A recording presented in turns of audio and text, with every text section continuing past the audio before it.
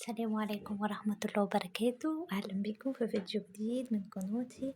النهاردة فيديو جديد ناس كتير طلبته مني، وهو تعليم أساسيات الكروشيه، وده أول درس خالص هنتعلمه مع بعض. هو الإبر بتاعة الكروشيه. زي ما انتوا شايفين أنا معايا إبر كتير. إبر الكروشيه فيه إبر استانلس بالشكل ده، وفي إبر ألمونيا بالشكل ده.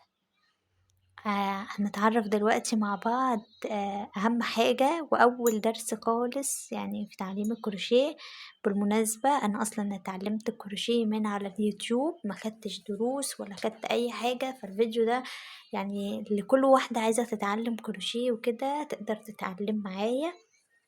هبدأ معاكم بكل الخبرة اللي أنا اكتسبتها في موضوع الكروشيه. طبعا هي صغيرة طبعا بالنسبة لناس كتير، وكبيرة بالنسبة لناس كتير تانية. فأول درس وأهم حاجة إبرة الكروشيه. أنا لما جيت في بداية إن أنا أشتغل الكروشيه ما كنتش عارفة يعني إيه أجيب أنهي إبرة، الإبر دي ولا الإبر دي ولا الإبر دي. ما كنتش عارفة إيه أهم حاجة. أهم حاجة معايا في الكروشيه دلوقتي نبتدي مع بعض. أنا معاكم كوكي، دي إبر ستانلس، دي إبر ألمونيا، دي إبر حلوة أوي، هي جديدة مش من زمان أوي بس مريحة في الشغل، مسكتها طرية ومريحة. دي في منها كل المقاسات. هيبقى معاكي لازم مقص، ولاعة لبعض الخيوط بتنسل أو أول ما بتقصي الخيط بيعمل فتل، فلازم يكون معاكي ولاعة بتلسعي حرف الخيط. ونيجي بقى للإبر. الإبر دي منصحكيش ان انتي في اول ما تكوني لسه بتتعلمي تشتغلي بيها. ليه؟ الإبر دي رفيعة. الإبر دي بتبدأ معايا أكبر مقاس فيها هو الزيرو. بصوا الزيرو اهو، زي ما انتوا شايفين كده اهو، دول زيرو، ده أكبر مقاس فيها. يعني بصوا السمك بتاعها، شايفين هو صغير قد ايه. فأنا منصحش لأي حد بيتعلم يحاول يتعلم بالإبر دي. الإبر دي بعد ما تكوني متمكنة شوية هتشتغلي بيها خيوط رفيعة زي خيط أليزا ديفا، وهعمل فيديو كامل عن كل الخيوط ومقاسات الإبر اللي تشتغلي بيها معاها. أما لو انتي لسه بتبتدي شغلك هنصحك بالإبر دي، وأنسب شغل ليكي تبتدي تتعلمي بيه أنا شايفة إن هي إبرة رقم 4 أو إبرة رقم 5 كمان. الإبر دي بتبتدي معانا، دي عكس دي أكبر مقاس فيها الزيرو، وأصغر مقاس فيها رقم 10 زي ما انتوا شايفين كده. هحاول اوريكم الفرق ما بين الزيرو والعشرة بس مش عارفة اهو بالشكل ده كده. دي زيرو ودي 10.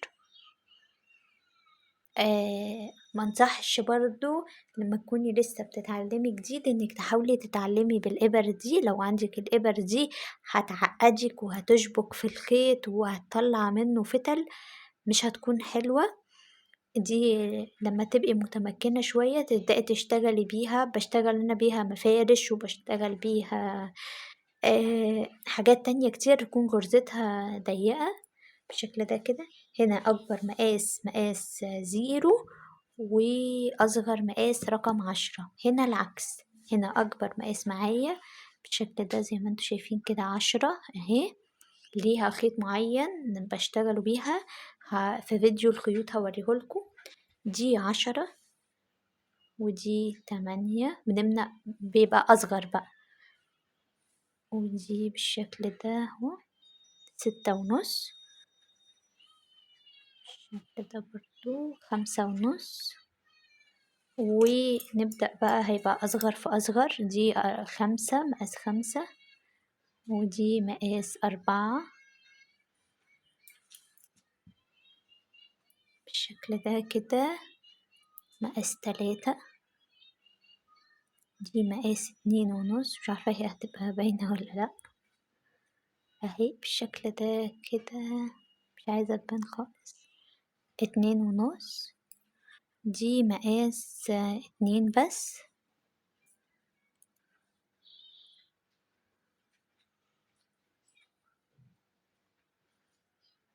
اهي، دي مقاسها 2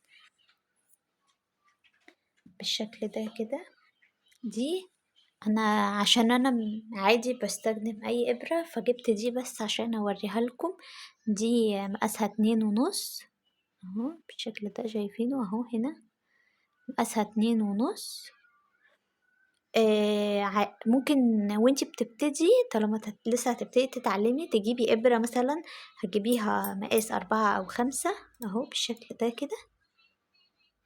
واحدة من دول، أي حاجة تريحك. مقاسها متوسط، مش كبير أوي مش صغير أوي، بس عشان تعرفي بس تتعلمي فيها، هتبتدي معانا الجرز وتجيبيها بالشكل ده. سعر الإبرة دي مش غالية، هي ب10 جنيه اهي، ب10 جنيه من العتبة. مش عارفة في المحلات التانية بكام بصراحة، هي ب10 جنيه في العتبة الواحدة. مش فاكرة أسعار دول لأني كنت مشترياهم من زمان، بس هي بتكون أقل من سعر دي بالشكل ده كده. أول حاجة هنبتدي درس اتعلمناه النهاردة هو الإبر. اللي حابب يبتدي دروس معايا هيبتدي ينزل يجيب إبرة كروشيه مقاس 4 أو مقاس 5 عشان يعرف يتعلم بس الغرز، ما يفتلش منه الخيط أو كده أهو بالشكل ده كده. يا رب يكون شرحي بسيط وسهل. الفيديو الجاي هعلمكم فيه كل إبرة من دول أنهي خيط يناسب لها. يعني دول بيناسبهم خيط رفيع، بيكون حرير رفيع جدا أو بيكون قطن رفيع.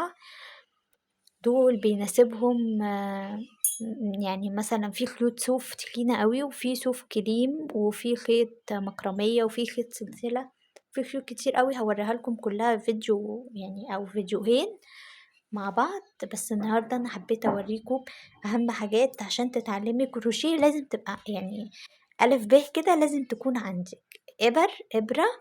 مبدئيا نحتاجي إبرة واحدة مثلا لحد ما تتعلمي وتبقي عايزة بقى تشتغلي فستان، فهتحتاجي له إبرة تانية مناسبة لمقاس الخيط اللي هتشتغلي بيه. تشتغلي كوفية فعايزة مثلا إبرة أكبر شوية مناسبة للخيط اللي هتشتغلي بيه، وهكذا. هتكوني محتاجة مقص بالشكل ده كده. أنا معايا 2 رفيع وكبير، وهتكوني محتاجة ولاعة عشان زي ما قلتلك الخيوط.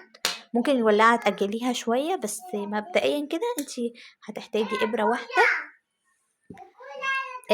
هشوفكم في فيديو جديد نتعلم مع بعض بقى نقول أنواع الخيوط، وبعد كده نبدأ بقى نتعلم أول غرزة في الكروشيه وهي سهلة.